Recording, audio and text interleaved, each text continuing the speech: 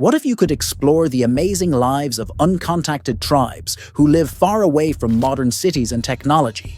In this video, we'll share the stories of tribes like the Pintupi Nine, who lived in the harsh Australian desert, and others in Brazil's deep forests, protecting their land from the outside world. Discover how they survive in nature, keep their traditions alive, and face big challenges like deforestation. Learn how people are working to help protect these tribes and their way of life. Before we start, please subscribe to our channel, Travel Max, because it will help us continue making more videos. Now, let's begin. The Pintupi Nine. The Pintupi Nine were a family of 9 people living a nomadic lifestyle in Australia's Lake Mackay region. This family consisted of 2 sisters and their 7 children, who survived in the harsh outback by moving between waterholes miles apart. Without water for long treks, they resorted to drinking lizard blood to avoid dehydration. Their isolation began in the 1950s, when the British military conducted missile tests, forcibly relocating most desert tribes, except for this one family. Viewing airplanes as supernatural beings, they hid whenever one passed overhead. In the 1970s, they were rediscovered and reunited with other Pintupi people, starting their integration into modern society. The Mashco-Piro tribe.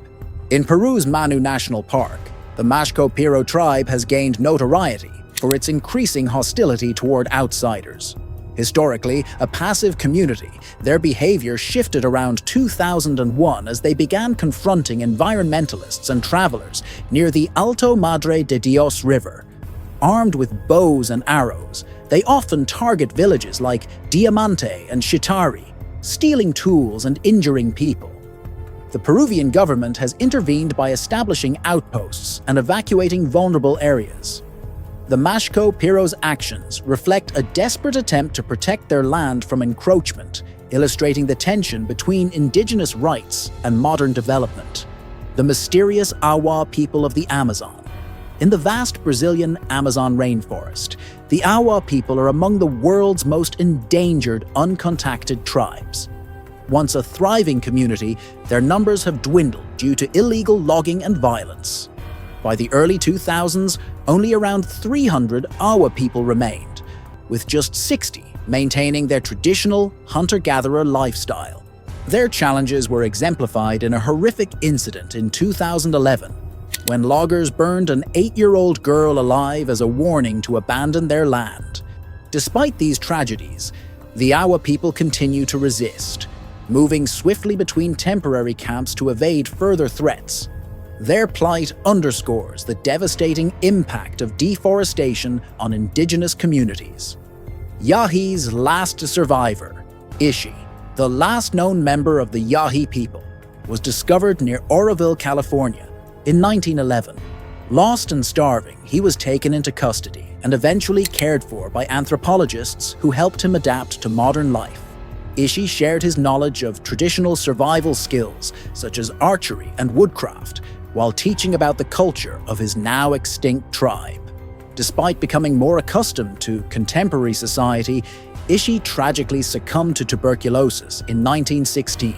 His story is a poignant reminder of the cultural loss associated with the assimilation and decline of indigenous populations. Uncontacted tribes in the Brazilian Amazon. Brazil's Amazon rainforest harbors the largest number of uncontacted tribes in the world, with over 100 groups avoiding interaction with the outside world. These tribes, like the Awa, fiercely protect their land and privacy, often shooting arrows at planes flying overhead. Satellite imagery has even revealed communities living in regions previously thought uninhabitable. However, these tribes face severe threats, including deforestation, diseases brought by outsiders, and dwindling resources. The Brazilian government has implemented measures to safeguard their existence, but these tribes' future remains uncertain as modern pressures encroach on their territories. The Yaifo people. The Yaifo tribe of Papua New Guinea had their first known interaction with an outsider in 1988, when explorer Benedict Allen stumbled upon them. During this meeting, the Yaifo performed a fierce dance with bows and arrows, leading Alan to believe they might be cannibals. After this intimidating display, the tribe advanced toward him, causing Alan to retreat. Though he attempted to reconnect in 2017, the Yaifo remain elusive. Papua New Guinea protects its uncontacted tribes through strict laws barring outsiders from entering their lands. Challenges of modern integration. Uncontacted tribes that integrate into modern society often face significant challenges. The Pintupi experienced issues such as obesity and alcoholism after joining Australian settlements. Similarly, interactions with the Mashko Peru tribe highlight cultural clashes and misunderstandings. These stories underscore the complexities of bringing isolated communities into modernity while preserving their heritage and ensuring their well-being. In conclusion, the stories of uncontacted tribes show us a world that is very old and strong.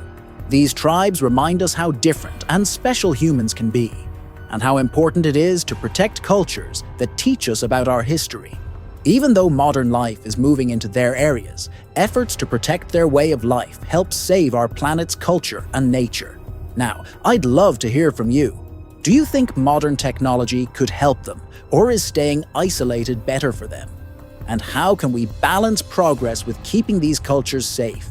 Share your thoughts in the comments below. If you found it interesting, please like this video. And don't forget to subscribe for more content like this.